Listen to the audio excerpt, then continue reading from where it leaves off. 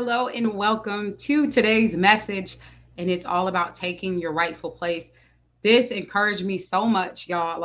I've been reading just, I feel like it's throwback, so many throwback stories. And just if you can relate to this, let me know where when you go back and you reread something that you maybe have read so many times, like I read out of the book of Joshua so many times, but it's like just different parts are standing out to me now. So what I'm reading from today is First Kings, and I won't get all deep into it. So I would encourage you to read for yourself, just because I don't want these videos to take like 2 hours. Because I will sit here and read the whole thing because it's all just so good. But what I want to encourage you on today is if you've been feeling disappointed, or if you've been feeling like someone else has taken the spot that you know God promised you, or vision that God has given you, or a word that has been spoken over you, and it looks like someone else is taking your spot, this is going to encourage you. If you are dealing with that, this message today is going to encourage you so much in that area. So again, if you want to read along with me, I'll be coming from First Kings chapter 1 and 2. And that's it. So go ahead and grab it. I'll be right back. You got about 10 seconds to grab that, and we'll jump into today's message.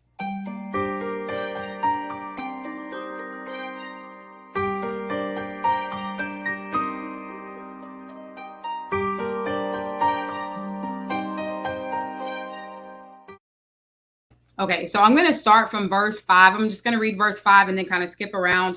But like I said, if you want to get the whole message, then definitely read this for yourself. So then Adoniah, the son of Haggith, exalted himself, saying, I will be king. He assembled chariots and horsemen and 50 men to run before him. His father had not confronted him at any time by asking, Why have you done this? He also was a very attractive man, and he was born next after Absalom. So at this time, David is getting old. I'm just going to break this down for y'all, but if you read it, you're going to be able to get the story yourself. So David was old at this point, and um, it was time. They knew his days were numbered at this point. There needed to be a new king. So Adoniah took it upon himself. It said he exalted himself. He was attractive. He fit the bill. He looked like this was supposed to be his role. But while he was doing all of this, here comes Nathan. This is verse 11. Therefore, Nathan spoke to Bathsheba, the mother of Solomon, saying, Have you not heard that Adoniah, son of Haggith, reigns, and David our Lord does not know it?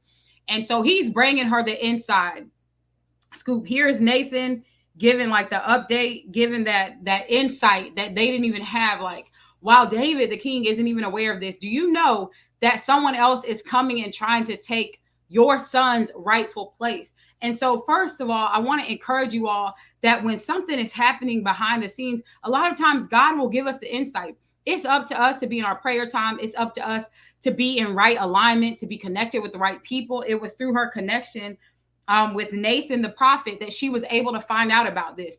So I talked about beware of false prophets. That's actually a video I just put out. So go check that out so that you can discern who's even worth listening to. But this was so good to me because the prophet brought the word to Solomon's mother, Bathsheba, and let her know what was happening, that they weren't even aware of it before it was too late. So it goes on that he encourages her. He gives her instructions. So I want to just break this down just a little bit to encourage you all today with what stood out to me. The first thing is that when Adoniah started celebrating, he looked like he fit the part. It makes mention that he was this attractive man. So it might look like that person that is in quotations taking your place. It doesn't matter what place that is, a role that you know God has called you to be in, and it looks like this person is taking that role. Maybe you think they're more attractive, or they're more qualified, or they're more this, they're more that. And they have the nerves, like Adoniah, to even be boastful in that role, to even kind of taunt you in the role that they've taken that was not theirs to begin with. So that's where we find ourselves. But then the prophet steps in, and this is that piece of just trusting God in the process, and seeking God and praying to God and having discernment as he's revealing things to you, so that you can have a heads up when these things are unfolding, even if they're unfolding without your knowledge and behind your back. So the prophet comes again. We're at the point where he comes to Bathsheba to let her know, like, look, they trying to take your son's spot. I'm giving you the heads up. But then he came with instructions. And we see this time and time again. One of my favorite stories is that of the woman, the widow with the vessels, where she went to the prophet, and immediately the prophet gave her instructions. And so in this case, Nathan gave her the instruction. He said, go to the king, You need to make him aware that this is going on. And you also need to remind him of his promise. So if you read this, you'll see what I'm talking about. But he encouraged her to remind the king of his promise. Like, don't forget, you promised this. You said that Solomon would become king. But as of right now, it's not looking like your promise is going to be fulfilled. Adoniah has 50 men running before him. He's cutting up the choice meat. He's celebrating. He's already proclaimed that he's king. But when Bathsheba carried out what Nathan told her to, and then Nathan also said, and when you begin to tell him that, I'm going to show up. So you won't even have to do this on your own. We're going to call it out, and I'm going to show up, and I'm going to be there with you so that we can remind King David of this promise. And then Nathan shows up, and he's reminded of the promise that Solomon is supposed to be king. And what's so beautiful to me, if you keep reading, you find that while Adoniah was over there celebrating, they are all getting ready for him. It reminds me of another story I'll talk about in a second. But he's doing all this celebrating. Then in walks Jonathan like, hey, y'all didn't hear? David actually just made Solomon king. And I believe for many of us, these kind of circumstances unfold in our life where you think someone took your place. They have been celebrating. They may have even said some rude stuff to you, made fun of you, or made you feel less than. Meanwhile, God is working it out behind the scenes. While they were over there celebrating, Solomon was elevated to his rightful place. That person on the outside, it may look like they're prospering. It may look like they have taken something from you that God promised. It was his promise. However, when God's hand is on it, in the background, things were still working out, even though, and I think about this from where we can get stuck in the natural and the supernatural. When we see things in the natural, it's like supernaturally, God has given you a promise. You've received confirmation. You've had dreams. The word confirmed it. All these things, your faith is being built up. However, it looks like someone else is about to take that role. But when we're seeking God, he can just do things in the supernatural, and then they take place in the natural. So even when it's not looking like it for a minute, it wouldn't have looked like Solomon was about to become king naturally. However, supernaturally, God was working things out behind the scenes. Nathan the prophet was sent there to make them aware of what was happening. But what was most important was the obedience. And oftentimes, God has given us instructions to carry out to inherit the promise. And this again happens like several times over. So another example that I thought about was of the person celebrating and it looking like they're about to win is that of Haman in the story of Esther, where he just knew he was about to take Mordecai out. Meanwhile, the very thing that he was setting up to take Mordecai out while he's celebrating, thinking that he was about to be elevated, his enemy, Mordecai's enemy, Haman, actually ended up having to perish on the very thing that he thought he was going to take Mordecai out with. So then when we get back to this point, again, that person might be celebrating, but when God is working something in the background, it's so important that we're obedient to whatever those instructions are. Like Esther, they were instructed to do the fast. Like the widow that I talked about with the vessels, she was instructed to go out and collect as many vessels as she could and start pouring the oil. Then she was instructed to go sell the oil, and then she was going to be able to live off that oil for the rest of her life. I would encourage you to think back to the last instruction that you know God has given you. Because when we think about inheriting that promise, another thing that just encouraged me so much, I talked to you all about the story of Joshua, another good read. I get I get so hyped off of these stories. Like, look, y'all got to read Joshua. I feel like I was watching a movie when I was reading Joshua. But there was a point where they were getting ready to cross over. And as the children of Israel were getting ready to cross over, well, not actually after they had crossed over, they were taking out territories. And then it came to the point where they were to divide the land. And then there was a certain point where many of them still had not inherited the promise. And it was like, it was kind of like at that point, the ball was in their court. It's like, why haven't you inherited the promise? I already told you it was yours. Get up and go get it. And that's what we see here with these instructions. Nathan was like, he didn't say, all right, Bathsheba, just go into the corner and hope and visualize that it's going to come to Solomon. He said, get up, go to the king, remind him of the promise. So for many of us, that instruction, whatever it is, that's between you and God. And I would encourage you, if you don't know, to go to God in prayer. But whatever that last word of instruction was, you just don't understand how important your obedience is. At times we can be praying and begging for something and getting frustrated. It's not happening quick enough. It's not coming soon enough, when God has already given you the instructions. Literally giving you the instructions. For some of you, it's get your house in order, get your physical home in order, get your temple in order, get your body in order, start eating clean. For some of you, it is be quiet, stop gossiping, stop talking about people. For some of you, it's consecrate yourself, get off of social media, stop just letting any and everything enter into your eye gate, your ear gate, listening and watching any and everything. I don't know, because what we all struggle with is different. What God is speaking to us is different. The woman with the vessels, that wasn't the same instruction that Esther was given.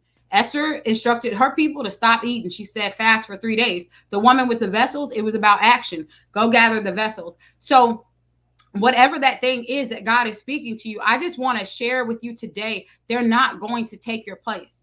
It might look like someone else is in the very role that God promised you. It might look like they have succeeded and there's no room for you. It may look like it's too late, you miss your opportunity. But I'm telling you, when God has given you a promise, even if that person is proclaiming whatever they want to proclaim, like Adonijah said, he was like, I'm king, y'all come celebrate with me. He was celebrating. And in the middle of his celebration, he was humbled. And not only that, this was the beautiful thing too.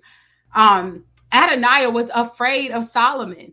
When he discovered, in the middle of his celebration, trying to take Solomon's spot, when he discovered that Solomon had been elevated to his rightful place, Adonijah was afraid. And there are people that it looks like they got all the confidence in the world. It looks like they've taken your spot. It looks like, and I think about this too, even in relationships, where God may have given you a promise in that area, and it looks like someone else is taking that, or it looks like someone else is going to get that person's attention, or whatever it may look like. Whatever it is, I'm telling you, keep God at the forefront. Seek God. Sometimes we're going after things that God never promised in the first place, and that's why it's not coming to pass.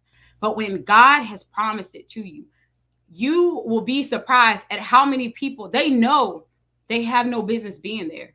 They're literally shivering. They're shaking because they know they have no business being in your place.